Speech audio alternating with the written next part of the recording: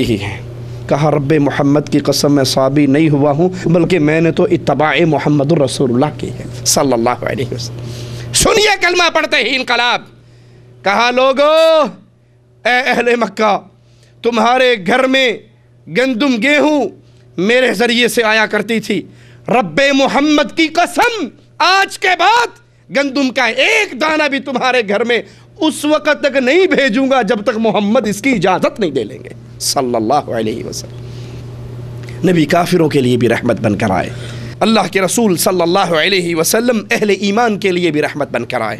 صحیح مسلم میں ہے، سیدنا انس کہتے ہیں امام الانبیاء علیہ السلام مسجد میں داخل ہوئے، دو ستونوں کے درمیان ایک رسی کو بندھے ہوئے دیکھا، پوچھا یہ رسی کس کی ہے؟ جواب دینے والوں نے دیا یا رسول اللہ صلی اللہ علیہ وسلم یہ رسی زینب کی ہے، وہ نماز پڑھتے ہوئے جب تھک جاتی ہے تو اس کا سہارا لے کر نماز پڑھتی ہے۔ امام الانبیاء علیہ السلام نے فرمایا اس رسی کو کھول دو، لوگو جب تم تھک جاؤ تمہارے اوپر تمہارے جسم کا حق شروع ہو جاتا ہے، جب تک تم حشاش بشاش رہو، جب تک تم دل لگی سے نماز پڑھ سکو پڑھو، اور جب تھکاوٹ شروع ہو جائے تمہارے اوپر تمہارے جسم کا حق ہے، تمہاری آنکھ کا حق ہے، جب سست ہو جاؤ تھک جاؤ تو پھر سو جایا کرو۔ یہ تعلیم کس نے دی ہے؟ امام الانبیاء نے۔ ہمارے ہاں ولی اللہ کس کو سمجھتے ہیں جی تسی نہیں ماننا، ساڑھے جڑے پیر صاحب سڑنا 40 سال کھوج پٹھے لٹک کے چلا کٹیا سی، ہمارے فلاں حضرت جو دریائے راوی میں ایک ٹانگ پر کھڑے ہو کر 40 سال چلا کاٹ کر آئے۔ یہ ایک ٹانگ پہ کھڑے ہونے کی سزا اس کو کس نے دی تھی؟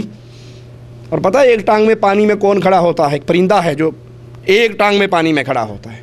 یہ تعلیم امام الانبیاء کی نہیں ہے، کچے دھاگے سے کنویں میں لٹکنا، پانیوں میں کھڑے ہونا، چلا کشی کرنا، پہاڑوں میں نکل جانا، طہارتوں سے دور ہو جانا، بیوی بچوں سے دور ہو جانا۔ آپ نے فرمایا اس رسی کو کھول دو۔ امام الانبیاء علیہ السلام ان کے بارے میں سیدہ عائشہ فرماتی ہیں، صحیح مسلم کے اندر یہ روایت موجود ہے، ایک رات مسجد میں نماز پڑھائی، چند لوگ اکٹھے ہوئے، اگلی رات پڑھائی اور لوگ اکٹھے ہو گئے، تیسری یا چوتھی رات لوگوں کی کافی تعداد اکٹھی ہو گئی، لیکن امام الانبیاء علیہ السلام رات کی نماز پڑھانے کے لیے باہر نہیں نکلے۔ اور جب صبح کو آئے کہا تمہارے اکٹھے ہو جانے کا مجھے علم تھا، صحابہ آواز نکال کے کوئی کھانس کے کوئی کسی ذریعے سے پیغام رسانی کر رہا تھا کہ باہر بیٹھے، کہا تمہارے اس جوش و خروش کو دیکھ کر میں اس لیے باہر نہیں آیا کہ تمہارے اس ولولے کو دیکھ کر کہیں اللہ تم پہ یہ نماز فرض نہ کر دے، اور اگر اے میری امت تم پہ فرض ہو جاتی تو تمہارے لیے اس فرض کو نبھانا کہیں مشکل نہ ہو جائے۔ نبی ہمارے اوپر اہل ایمان پر اپنی امت پر رحمتوں کا پیغام لے کر آئے۔ صحیح مسلم میں ہے جبرائیل نے آ کر نبی کریم کو کہا کہ اللہ آپ کو حکم دیتا ہے اپنی امت کو ایک حرف یعنی ایک لہجے پہ قرآن پڑھاؤ۔ امام الانبیاء نے کہا میں اللہ سے معافی کا سوال کرتا ہوں، اس کی رحمت کا سوال کرتا ہوں، میری امت کے لیے ایک لہجے میں قرآن پڑھنا مشکل ہوگا۔ جبرائیل پھر واپس آئے اور کہا اللہ حکم دیتا ہے 2 لہجوں میں قرآن پڑھائیں۔ آپ نے پھر اپنی بات کو دہرایا، جبرائیل پھر حاضر ہوئے، کہا 3 لہجوں میں پڑھاؤ، 4 لہجوں میں پڑھاؤ، اور فرمایا اللہ آپ کو حکم دیتا ہے اپنی امت کو 7 طرزوں پہ قرآن سکھائیے، 7 لہجوں میں قرآن سکھائیے، اور اس میں جو جس طرز پر جس قرات پر جس لہجے پر قرآن پڑھے گا، جس حرف پہ پڑھے گا، اس کا قرآن پڑھنا درست مانا جائے گا۔ یہ نبی کی رحمت ہے اپنی امت کے لیے علیہ السلام۔ صحیح مسلم میں ہے، امام الانبیاء کی رحمت کو دیکھنا ہے تو اس حدیث کو سنیے، غور کیجئے، وفائے مصطفیٰ کو بھی سنیے اور اپنی جفا کو بھی سامنے رکھیے۔ امام الانبیاء علیہ السلام فرماتے ہیں اللہ نے ہر نبی کو ایک مقبول دعا کی اجازت دی، اختیار دیا، جو جی میں آتا ہے مانگ لو، جو مانگو گے رب عطا کرے گا۔ ہر نبی نے جلدی کی، دنیا کے اندر ہی اپنی دعائیں مانگ لی، لیکن میں نے اپنی دعا آخرت کے لیے رکھ لی۔ ہر نبی نے اس دنیا کی زندگی میں وہ اختیار استعمال کر لیا، لیکن جب معاملہ آیا محمد کریم صلی اللہ علیہ وسلم پر، آپ نے کہا اللہ تیرا دیا ہوا اختیار یہ ایک قبول دعا کی جو اتھارٹی مجھے دی ہے، میں اس کو قیامت کے لیے رکھ لیتا ہوں. قیامت کے دن جب میری امت پریشان ہوگی میں ان کی شفاعت کروں گا. اے میرے نبی کو چھوڑ کر غیر نبی کے قدموں میں، اس کے طریقوں پہ، اس کی سوچوں کے مطابق زندگی گزارنے والوں، امام الانبیاء سے رشتہ توڑ کر قادری، چشتی، رضوی، نوری، سہر وردی بغیر وردی بننے والوں، امام الانبیاء سے بے وفائی کر کے پیروں فقیروں کے خیموں میں پناہ لینے والوں، امام الانبیاء کے دامن کو چھوڑ کر ملنگوں اور قلندروں کے دامن میں چھپنے والوں، امام الانبیاء کی تمہارے لیے، اپنی امت کے لیے رحمتوں کا اندازہ کیسے کریں؟ ہر نبی نے مانگ لی، میں نے بھی کہا تو نے رب دے دی، میں نے لے لی، لیکن اس اختیار کو استعمال میں دنیا میں نہیں کروں گا، حشر کے میدان میں کروں گا. اور نبی کا فرمان سنیے، کہا میری یہ دعا، میرا یہ اختیار، یہ شفاعت ہر اس بندے کو ملے گی جس نے مرتے دم تک اللہ کے ساتھ کسی کو شریک نہ کیا ہوگا، جس نے یا علی مدد کے نعرے نہ لگائے، قبروں کا طواف نہ کیا، قبروں پہ سجدے نہ کیے، پیروں کو سجدے نہ کیے، غیر اللہ کی نظریں نہ دی، شرک اکبر نہ کیا ہوگا. جس نے شرک نہ کیا ہوگا محمد کریم کی شفاعت کا حصہ اسے بھی ضرور ملے گا صلی اللہ علیہ وسلم. صحیح مسلم میں ہے، جب لوگ پل صراط سے گزر رہے ہوں گے تو رسول کریم صلی اللہ علیہ وسلم صراط پر کھڑے ہو کر اپنی امت کے لیے دعائیں کر رہے ہوں گے.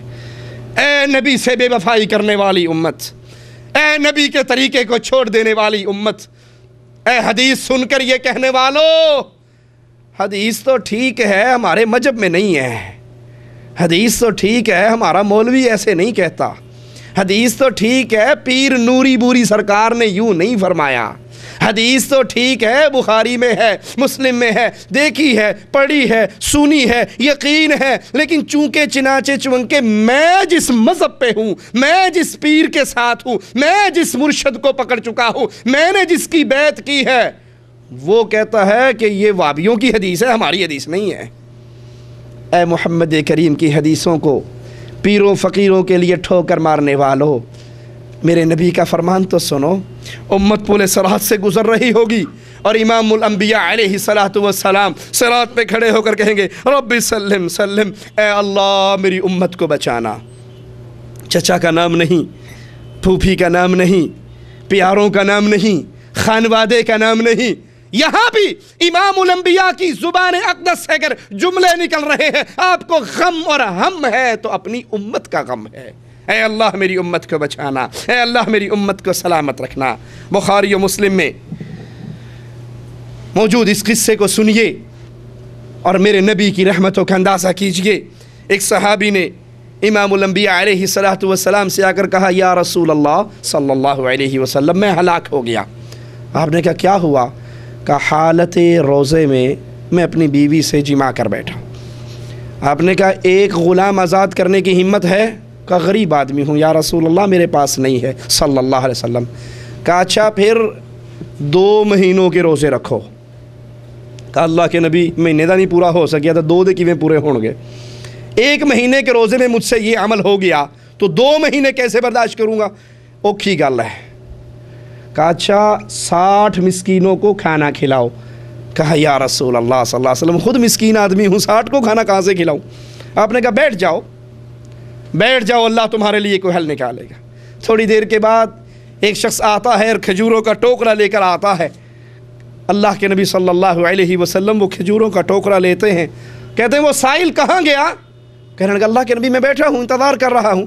آپ نے فرمایا یہ کھجوروں کا ٹوکرا لے لو اور مدینے کے غریبوں میں بانٹ دو. ٹوکرا بھی تیرا نہیں ہے، کوئی دے کر گیا اللہ نام پر، لیکن قربان جائے آقا کی رحمتوں پر، یہ ٹوکرا لے جا اپنی طرف سے بانٹ دے، تیرا کفارہ ادا ہو جائے گا. اس صحابی نے ٹوکرا لے لیا اور کہنے لگے یا رسول اللہ صلی اللہ علیہ وسلم مدینے کے ان 2 پہاڑوں کے درمیان مجھ سے بڑھ کر غریب کوئی ہے ہی نہیں. آپ نے کہا ٹوکرا لے جا اپنے بیگم بچوں کو کھلا دے، تیرا صدقہ ادا ہو جائے گا. یہ فرما کر امام الانبیاء اتنے ہنسے کہ آپ کی جاڑیں مبارک نظر آنے لگ گئی. یہ میرے نبی کی رحمت ہے، وہ رحمت للعالمین بنا کر بھیجے گے. سید عائشہ فرماتی ہیں اللہ کے نبی علیہ الصلاۃ والسلام کی عورتوں پر رحمت کا اندازہ اس حدیث سے کیجئے، اپنے گھر والوں پر کس طرح رحمت تھے۔ فرمایا اللہ کے نبی علیہ السلام نے فرمایا خیرکم خیرکم لأہلہ وانا خیرکم لأہلی، تم میں سے بہترین آدمی وہ ہے جو اپنے بیوی بچوں کے لیے بہتر ہے، اپنے گھر والوں کے لیے بہتر ہے، اور میں تم میں سب سے زیادہ اپنے گھر والوں کے لیے بہتر ہوں۔ جو گھر والوں سے محبت کرے، گھر والوں کے ساتھ اچھا سلوک کرے، یہ نہیں دوستوں میں بیٹھا ہے تو گپیں چل رہی ہیں، ٹیلی فون پہ ملاقات میں مجلس میں کہہ کے گونج رہے ہیں، آوازیں آ رہی ہیں، بڑی ہنسی خوشی، اور جو ہی وہ گھر میں آتا تھا کیوں جی اب میں تھانے دار ہو گیا ہوں، خبردار بیوی سے اگر میں نے ہنس کے بات کر لی تو میری انسلٹ ہو جائے گی۔ آپ نے فرمایا بہترین وہ ہے جو اپنے گھر والوں کے لیے بہترین ہے، اور میں تم میں سب سے زیادہ اپنے گھر والوں کے، دوستوں میں بیٹھے تو جیب کھلی ہے، جو چاہے منگا لو، اور اگر یہ غریب کبھی تھوڑی سی بھی ڈیمانڈ کر دے تو ماتھے پہ بل پڑ جائے۔ اللہ کے نبی صلی اللہ علیہ وسلم سید عائشہ فرماتی ہیں اپنے گھر میں گھر والوں کا کام کاج کرواتے، گھر والوں کے کام میں ہاتھ بٹاتے۔ ویسے عجیب بات ہے، بازار میں کپڑے کون استری کرتا ہے؟ جی مرد کرتا ہے۔ ہوٹلوں پہ کھانا کون پکاتا ہے؟ مرد پکاتے ہیں۔ چائے کون بنا کر دیتا ہے؟ مرد۔ تندور پہ روٹیاں کون لگاتا ہے؟ مرد۔ لیکن اگر یہی مرد اپنے گھر میں آئے، بیوی بیمار ہے، بخار ہے، وہ چائے بنا لے بیوی کی جگہ پہ، وہ روٹی پکا لے بیوی کی جگہ پہ، سارے کیا کہیں اے بڑا رن مرید ہے، بڈھی دے کام خود کرن لگ گیا ہے۔ وہ جو ہوٹل پہ روٹی پکا رہا وہ رن مرید، وہ تمیز جو لگا رہا وہ رن مرید، جو استری کر رہا پبلک کے کپڑے وہ رن مرید۔ اگر یہ اپنی بیوی کے کپڑے استری کر کے دے دے، بڑا رن مرید، بڈھی دے تھلے لگا ہے، بیگم کے پیچھے لگا ہے، جو کہتی وہ کرتا ہے۔ یہ رن مریدی نہیں ہے۔ اگر آپ اس کا احساس نہیں کرو گے تو کون احساس کرے گا؟ وہ آپ کا احساس نہیں کرے گی تو کون احساس کرے گا؟ سیدہ عائشہ فرماتی ہیں، صحیح بخاری میں یہ روایت ہے، اللہ کے نبی گھر میں گھر والوں کے کام کاج میں مصروف رہتے، لیکن جو ہی آذان ہوتی ایسے کھڑے ہوتے جیسے ہمیں جانتے ہی نہیں ہیں، سیدھے اللہ کی مسجد کی طرف رخ کر لیتے۔ تو گھر میں اپنے گھر والوں کے ساتھ ہاتھ بٹھانا شریعت، امام الانبیاء اس کا پیغام دے رہے ہیں اور اپنے عمل سے کر کے دکھا رہے ہیں۔ سیدہ عائشہ فرماتی ہیں جب مکے والوں نے بدر کے قیدیوں کو چھڑوانے کے لیے مال بھیجا فدیے کے اندر، تو رسول اللہ صلی اللہ علیہ وسلم کی بیٹی زینب نے بھی اپنا وہ ہار بھیجا جو سیدہ خدیجہ نے رخصتی کے وقت عطا کیا تھا۔ امام الانبیاء اس کو دیکھ کر آپ پر رقت طاری ہو گئی اور کہا اے میرے ساتھیو، اگر تم اجازت دو تو زینب کے قیدی کو اس کے شوہر کو بغیر فدیے کے آزاد کر دیا جائے۔ صحابہ نے کہ اللہ کے نبی جو آپ کا جی چاہے کریں۔ آپ نے وہ بھی آزاد کر دیے اور سیدہ زینب کا وہ ہار ان کو واپس لوٹا دیا۔ اللہ کے نبی کو وہ ہار دیکھ کر اپنی بیوی یاد آئی، اپنی بیٹی کے ساتھ آپ کی یہ محبت، یہ پیغام ہے، یہ رحمتیں ہیں، یہ درس ہے آپ کے اور میرے لیے۔ اللہ کے نبی صلی اللہ علیہ وسلم بالعموم عورتوں کے لیے بھی رحمت بن کر آئے۔ صحیح مسلم میں ہے، رسول اللہ صلی اللہ علیہ وسلم فرماتے ہیں، ذرا حدیث سنیے گا اور گھر جا کے بیگم کو سنائیے گا۔ امام الانبیاء علیہ الصلاۃ والسلام کا فرمان کہ تم 1 دینار اللہ کے راستے میں خرچ کرتے ہو، 1 دینار غلام کو آزاد کروانے میں خرچ کرتے ہو، 1 دینار مسکین کو کھانا کھلانے میں خرچ کرتے ہو، اس پہ صدقہ کرتے ہو، 1 غلام آزاد کرانے میں، 1 مسکین پہ خرچ کرنے پہ، 1 فی سبیل اللہ میں، اور 1 دینار تم اپنے بیوی بچوں کو کھلاتے ہو، اس کے منہ میں لقمہ ڈالتے ہو، جتنا اجر و ثواب اللہ تمہیں اس دینار کا دے گا جو تم نے اپنی بیوی پہ خرچ کیا ہے، وہ کسی دینار کا نہیں ملے گا۔ یہ افضل ترین صدقہ ہے۔ اللہ کے نبی نے عورتوں پہ ہونے والے صدقے کو افضل ترین صدقہ قرار دیا کہ سب سے زیادہ اللہ اجر یہاں پہ عطا کرتا ہے۔ یہ نہیں کہ آپ فی سبیل اللہ خرچ کرنے میں آپ کا دل کھلا ہو، لیکن اپنے بیوی بچوں پر جب معاملہ خرچ کرنے کا آئے تو اپنی مٹھی کو بند کر لیں۔ اگر اپنے اللہ سے اجر لینا ہے تو اللہ سب سے زیادہ اجر اس دینار کا دے رہا ہے جو اپنے بیوی بچوں پہ خرچ ہوتا ہے۔ امام الانبیاء علیہ الصلاۃ والسلام نے عورتوں کے حق